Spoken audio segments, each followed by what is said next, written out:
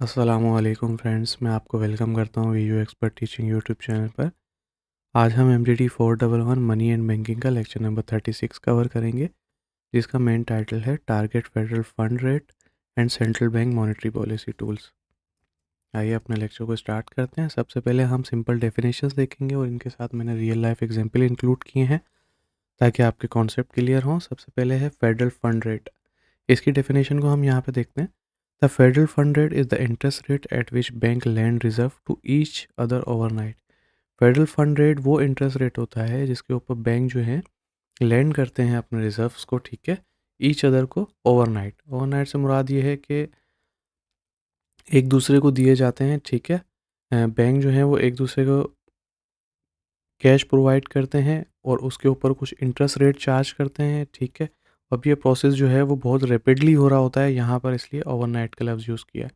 इसकी एग्जांपल देखते हैं। जैसे कि दो दुकानदार हैं, ठीक है, वो एक दूसरे को कैश देते हैं, ठीक है, एक दिन के लिए कि भाई आप कैश आज मुझे दे दें और आप इसका इस्तेमाल कर लें और कल मुझे जो है वापसी कर दें। अब ऐसे डेली बेसिस पे जो लेन देन हो रही होती है, अक्सर आप शॉपिंग करने जाते हैं शॉप पे या कोई चीज़ लेने के लिए जाते हैं, उसमें क्या होता है कि एक दुकानदार के पास चेंज नहीं होता तो वो बराबर वाले को बोलता है यार मुझे 500 देना।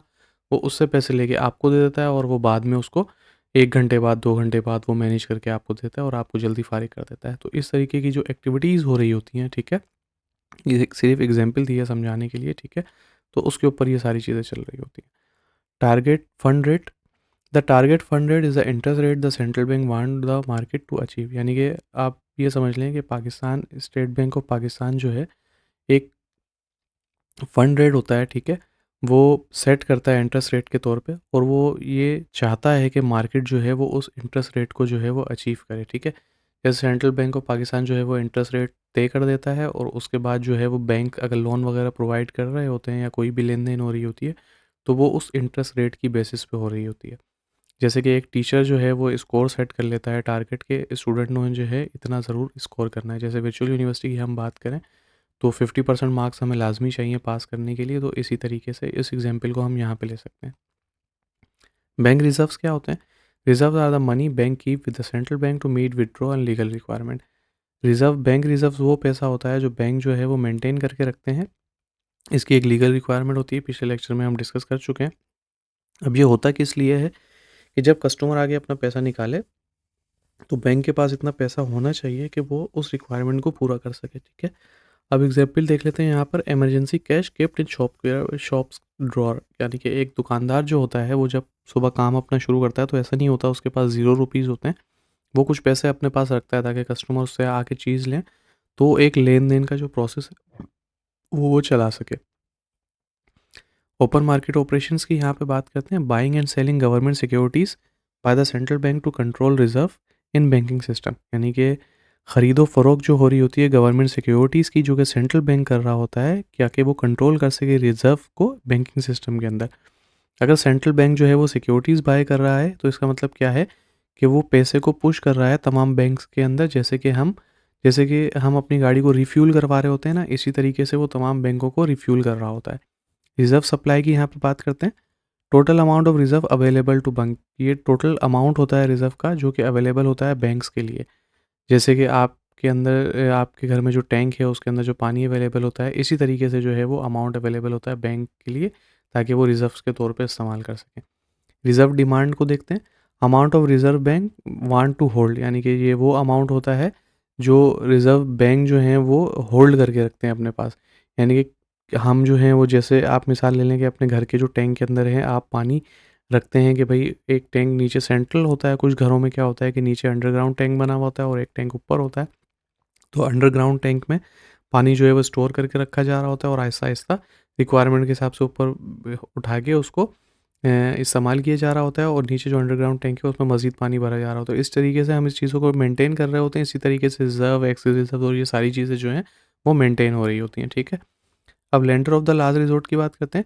जो सेंट्रल बैंक होता है, जैसे पाकिस्तान के केस में स्टेट बैंक ऑफ पाकिस्तान है, वो lender of the last resource के तौर पे लेंड करता है, क्योंकि जब तमाम बैंकों के पास पैसा नहीं होगा तो बैंक उसी की तरफ देखेंगे। अब इसी तरीके से क्या होता है कि हमारी सोसाइटीज़ में, हमारे घरों में जो हमारा अंडरग्राउंड वाटर टैंक है, उसमें गवर्नमेंट की तरफ से जो लाइन में पानी आता है, वो पानी हमारे पास आ रहा होता है, ठीक है। अगर गवर्नमेंट की तरफ से उस लाइन में ही पानी नहीं आएगा तो फिर यहाँ पे पानी कैसा आएगा? तो हमारे उस टैंक का lender of the last resort जो है वो गवर्नमेंट है या वो इदारा है जो कि पानी लाइन में भेजता है, ठीक है? तो यही पूरा सिस्टम है जिसको मैंने आपको वाटर टैंक की सिंपल से एग्जांपल लेके समझाने की कोशिश की।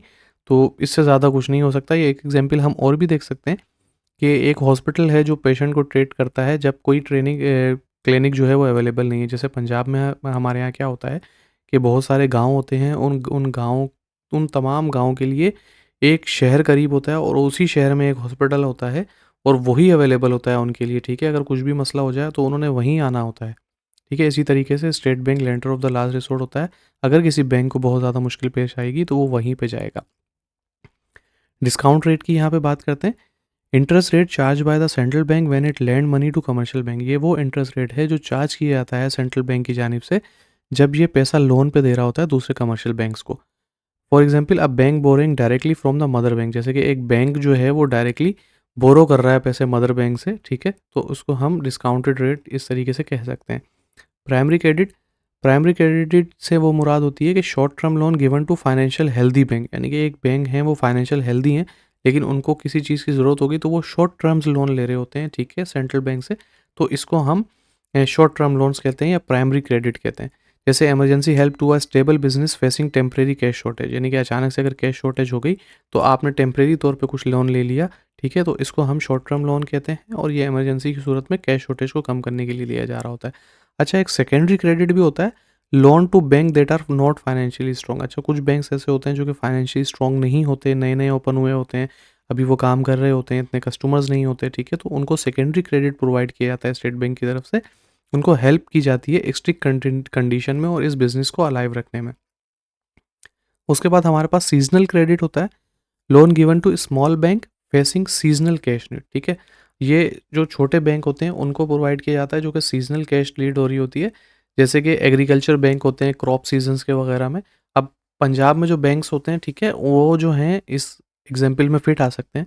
जैसे कि कपास का सीज़न आ रहा होता है या गंदम का सीज़न आ रहा होता है जिसमें जो है वो फार्मर्स जो हैं वो अपनी फ़सल को जो है वो सेल कर रहे होते हैं या बाय कर रहे होते हैं, ठीक है? तो जिसने ख़रीदनी है वो फ़सल उसको पैसे चाहिए होते हैं और वो पैसे लेके एट द एंड वो सारे पैसे अपने पास नहीं रखते, बैंक में ही जमा कराते हैं। तो सीज़नल क्रेडिट के तौर पे जो पैसा चाहिए होता है, ठीक है? जो ज़िम्मेदार से ख़रीदेगा जो कि वो गंदम या वो कपास, तो वो जो पैसे हैं वो बैंक से निकाल रहा होता है, ठीक है? तो वो सीज़नल तौर पे पैसे की डिमांड ज़्यादा आ जाती है, ठीक है? विथड्रॉल का अमाउंट बढ़ जाता है, तो उस सूरत में जो है वो सीज़नल क्रेडिट के तौर पे स्टेट बैंक से पैसे लिए जाते हैं। Reserve requirement, the percentage of the deposit must keep as reserve. ये हम ऊपर पढ़ चुके हैं कि एक परसेंटेज होती है, वो अगर बैंक के पास ₹100 डिपॉज़िट हैं तो 10% रिज़र्व रेश्यो है, तो उसको 10% अपने पास लाज़मी रखने हैं, ठीक है? इस लेक्चर के अंदर एज़ सच कोई बड़े न्यूमेरिकल एग्जाम्पल नहीं है, ठीक है? लेकिन फिर भी कुछ एग्जाम्पल इंक्लूड किए हैं ताकि आपके कॉन्सेप्ट मज़ीद क्लियर हो सकें। द सेंट्रल बैंक, अब पहला क्वेश्चन हम यहाँ पर देखते हैं। The central bank buy government securities worth 500 million, what happened to the bank reserve? अगर सेंट्रल बैंक ने जो है वो गवर्नमेंट सिक्योरिटीज़ बाय की हैं 500 मिलियन की, तो बैंक रिज़र्व में क्या होगा, ठीक है? बाइंग सिक्योरिटीज़ का क्या मतलब होता है कि सेंट्रल बैंक जो है वो दूसरे बैंक को जो है वो पैसा देगा, ठीक है? और स्टेप 2 क्या होता है कि money receive by bank increase reserve, और जब वो पैसा दूसरे बैंक रिसीव करेंगे तो एट द एंड क्या होगा कि वो रिज़र्व जो हैं बढ़ेंगे। तो एट द एंड ओवरऑल क्या हो रहा होगा कि बैंक के जो रिज़र्व्स हैं वो 500 मिलियन से इंक्रीज़ हो जाएँगे। ये प्रैक्टिस क्वेश्चन दिया हुआ है, ठीक है? इसको यहाँ तक लाके आपने खुद सॉल्व करना है, अगर आपसे सॉल्व नहीं हो तो फिर आपने इस वीडियो को फर्दर आगे देखना है। दूसरी एग्जाम्पल हम देखते हैं, टारगेट फेडरल फंड रेट, ठीक है? जिसकी डेफिनेशन हम शुरू में हमने देखी थी। Market federal fund rate is the above target rate, why should central bank do? यानी कि फेडरल मार्केट रेट जो है वो अबव टारगेट रेट हो गया, ठीक है? मार्केट के जो फेडरल फंड रेट हैं वो टारगेट से भी ऊपर हैं, तो अब सेंट्रल बैंक क्या करेगा? High interest rate mean shortage of reserve. जब हाई इंटरेस्ट रेट हो जाएगा तो इसका मतलब क्या है कि रिजर्व कम होना शुरू हो जाएंगे। सेंट्रल बैंक क्या करेगा? सिक्योरिटीज़ बाय करेगा और रिजर्व को इंक्रीज़ करेगा और इंटरेस्ट रेट जो है वो खुद ब खुद नीचे आना शुरू हो जाएगा। और इसका फाइनल आंसर क्या है? Central bank should buy securities to lower the rate. तो सेंट्रल बैंक क्या करे? सिक्योरिटीज़ खरीदे ताकि इंटरेस्ट रेट जो है वो लोअर हो सके। तो अब हम अपने एमसीक्यूज़ की जानिब बढ़ते हैं जो इस लेक्चर से इंपॉर्टेंट हैं और आ सकते हैं हमारे एग्जाम में। Federal fund rate is the interest rate. Federal fund rate जो है वो इंटरेस्ट रेट होता है किस चीज़ के ऊपर? ओवरनाइट लोन्स बिटवीन बैंक, यानी कि जो बैंक जो है ओवरलाइन नोट देते हैं, लोन देते हैं एक दूसरे को, तो उसके ऊपर फेडरल फंड रेट जो है वो इंटरेस्ट रेट के तौर पे आता है। Central bank control the federal fund rate mainly. Central bank जो है वो फेडरल फंड रेट को किस तरीके से कंट्रोल कर रहा होता है, तो यहाँ पर है ओपन मार्केट ऑपरेशंस के जरिए। When central bank buy securities reserve, central bank security और रिजर्व कब खरीद रहा होता है, जब उसको अपने रिजर्व जो है वो बैंक रिजर्व इंक्रीज करने होते हैं। Lender of the last resort का मतलब क्या होता है कि सेंट्रल बैंक जो है वो लैंड करता है, लोन प्रोवाइड करता है, हेल्प प्रोवाइड करता है क्राइसिस सूरत में, हाल में। Discount rate is change on loan by, discount rate जो है वो लोन के ऊपर चेंज किया जाता है, किसके जरिए, सेंट्रल बैंक के जरिए। Which credit is given to sound bank, यानी कि कौन सा क्रेडिट दिया जाता है साउंड बैंक से मुराद जो है जो बिजनेस के स्टेबल बैंक होते हैं, बड़े बैंक होते हैं, तो उनको प्राइमरी लोन प्रोवाइड किया जाता है। रिजर्व रिक्वायरमेंट किस चीज़ के लिए हेल्प करता है, स्टेबलाइज रिजर्व डिमांड के ऊपर हेल्प कर रहा होता है। Increase in reserve demand causes interest rate to, यहाँ पर इसका आंसर बी है, राइज। सीजनल क्रेडिट किस चीज़ के लिए होता है, एग्रीकल्चर बैंक के लिए होता है। Final objective of the monetary policy, final objective क्या होता है मॉनेटरी पॉलिसी, इन सब में से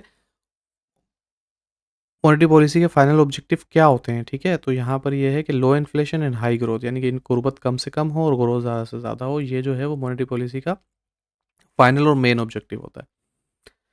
अब हम इसके इंपॉर्टेंट सब्जेक्टिव क्वेश्चन देखेंगे, पहले 3 मार्क्स वाले फिर 5 मार्क्स वाले, जो कि मुझे लगता है कि शायद ये इंपॉर्टेंट है और एग्जाम में आ सकते हैं। तो मैंने ना सिर्फ आपको इंपॉर्टेंट एमसीक्यूज पढ़ाए हैं और ये सब्जेक्टिव क्वेश्चन आपको पढ़ा रहा हूँ, इसके साथ साथ मैंने आपको इस लेक्चर के अंदर जो इंपॉर्टेंट डेफिनेशंस थी, कॉन्सेप्ट थे, वो रियल लाइफ एग्जाम्पल के साथ समझा लिए।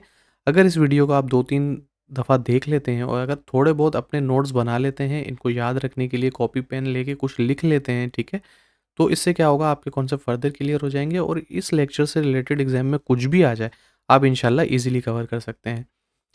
What is open market operation, open market operation क्या होते हैं। Open market operation is the buying and selling of government securities by the central bank to control bank reserve and interest rate. Open market operation से मुराद buying and selling होती है government securities की, जो कि सेंट्रल बैंक कर रहा होता है, और इसका मकसद होता है कि बैंक रिजर्व को कंट्रोल किया जाए और इंटरेस्ट रेट को कंट्रोल किया जाए। Define lender of the last resort, lender of the last resort क्या होता है, इसके बारे में बताएं। The central bank acts as a lender of resort by providing loan to government bank during financial crisis when no other lender is available. इससे मुराद ये होता है कि जब एक बैंक के पास पैसे बहुत ज़्यादा कम हो जाएं और कस्टमर वहाँ पे आ रहे हों कि हमें हमारा पैसा चाहिए, तो उसके लिए बैंक उस टाइम पे बैंक जो है वो कैश की शॉर्टेज को पूरा करने के लिए इस सेंट्रल बैंक के पास जाता है और सेंट्रल बैंक उनको लोन प्रोवाइड करता है। अब वो लोन जो है वो प्राइमरी क्रेडिट हो सकता है, सेकेंडरी क्रेडिट हो सकता है, सीजनल क्रेडिट हो सकता है, लेकिन ये सेंट्रल बैंक ही है जो उनको पैसा दे सकता है और कोई बैंक नहीं देगा। इसलिए सिर्फ एक और आखिरी उम्मीद होने की वजह से हम इसको lender of the last resort कहते हैं। Why is reserve requirement not use frequently, reserve requirement जो है वो फ्रिक्वेंटली तौर पे यूज़ नहीं हो रही होती, इसकी वजह क्या है, because small changes in requirement cause very large changes in deposit making it unstable as a policy tool, ठीक है। रिजर्व रिक्वायरमेंट जो है वो फ्रीक्वेंटली चेंज नहीं की जा रही होती, ठीक है। इसका मतलब ये होता है कि अगर इसमें ज़रा सी भी चेंजिंग कर दी जाएगी तो बहुत बड़ा चेंज करना पड़ेगा, क्योंकि डिपॉजिट बहुत ज़्यादा बढ़ रहे होते हैं, कम हो रहे होते हैं, तो इसको सँभालना बहुत ज़्यादा मुश्किल हो जाएगा। इस वजह से इसको इतना ज़्यादा चेंज नहीं किया जा रहा होता है, एक सर्टेन रेशियो सेट कर दी जाती है और उसी को फॉलो किया जा रहा होता है। अब हम यहाँ पे लॉन्ग क्वेश्चन देख लेते हैं। Explain how the central bank control the target federal fund rate, आपने बताना है कि सेंट्रल बैंक किस तरीके से कंट्रोल करता है टारगेट फेडरल फंड रेट को। The central bank control the target federal fund rate by changing the supply of reserve using open market operation. Central bank जो है वो कंट्रोल कर रहा होता है, टारगेट करता है फेडरल फंड रेट को और सप्लाई को चेंज करता है रिजर्व की ओपन मार्केट ऑपरेशन को इस्तेमाल करके। जब वो सिक्योरिटीज़ को बाय कर रहा होता है, रिजर्व इंक्रीज़ कर रहे होते हैं और इंटरेस्ट रेट जो है वो कम हो रहा होता है। जब वो सिक्योरिटीज़ को सेल कर रहा होता है तो रिजर्व डिक्रीज़ हो रहे होते हैं और इंटरेस्ट रेट बढ़ रहे होते हैं। इस तरीके से जो है वो मार्केट रेट को close to the target rate करने की कोशिश करता है गवर्नमेंट सिक्योरिटीज़ को बाय करके और सेल करके। Discuss the discount lending it's type, discount lending क्या होता है और इसकी कौन कौन सी टाइप हो सकती हैं वो आपने बताना है।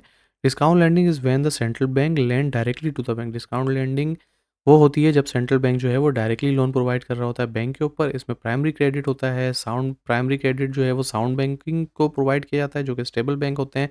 सेकेंडरी क्रेडिट जो है वो वीकर बैंक को प्रोवाइड किया जाता है और सीजनल क्रेडिट जो है वो स्मॉल एग्रीकल्चर बैंक को प्रोवाइड किया जाता है।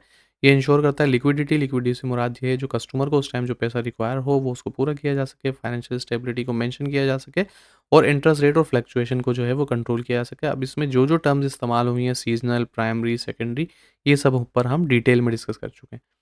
Explain monetary policy tools and there impact, आपने ये बताना है मॉनेटरी पॉलिसी टूल्स कौन कौन से होते हैं और उनका क्या इम्पैक्ट होता है। द सेंट्रल बैंक जो है वो 3 टूल्स को इस्तेमाल कर रहा होता है, target federal fund rate, discount rate and reserve requirement. ये टूल जो हैं वो इन्फ्लुएंस कर रहे होते हैं इंटरेस्ट रेट को, क्रेडिट अवेलेबिलिटी को और इकोनॉमिक एक्टिविटी को, और हेल्प कर रहे होते हैं कि अचीव कर सकें आप ऑब्जेक्टिव कौन से। जो मेन ऑब्जेक्टिव होता है वो हमने ऊपर भी डिस्कस किया था कि लो इन्फ्लेशन और स्टेबल ग्रोथ। तो गाइज़ ये था आज का लेक्चर। आई होप सो आपको हमारी वीडियोज़ अच्छी लग रही होंगी। तो आपसे गुजारिश है कि वीडियो को लाइक करें, शेयर करें, सब्सक्राइब करें, बड़ी मेहरबानी होगी आपकी। और कमेंट कर दें तो क्या ही बात होगी। अगर ये नोट्स आपको चाहिए जो मैं यूज़ कर रहा हूँ इन लेक्चर्स के अंदर, तो वीडियो के डिस्क्रिप्शन में ईमेल आईडी मौजूद है और व्हाट्सएप ग्रुप का भी लिंक मौजूद है। जो मेथड आपके लिए सूटेबल है उसे हमसे कॉन्टैक्ट कर लें। मैं या मेरी टीम का कोई भी बंदा आपको प्रॉपर गाइड कर देगा कि आप किस तरीके से ये नोट्स हासिल कर सकते हैं। आज की वीडियो में इतना ही, मिलते हैं अगली वीडियो में। जब तक दुआओं में ज़रूर याद रखिएगा। अल्लाह हाफ़िज़।